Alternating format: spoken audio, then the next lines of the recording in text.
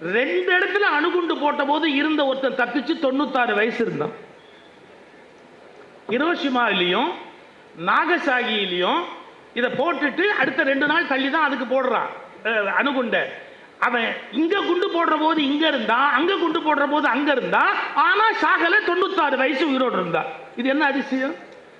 1,62,000 பேர் ஒன்னா செத்து போற இடத்துல ஒரே ஒரு ஆள் மட்டும் 2 இடத்துல குண்டு போட்ட இடத்துலயும் இருந்து சாகாம உலகத்துக்கு அந்த வரலாற்றை வெளியே சொல்ற நபரா உயிரோட உலாவிக்கிட்டு இருந்தா. குண்டு போட்டா செத்து போவான்றது பொது புத்தி.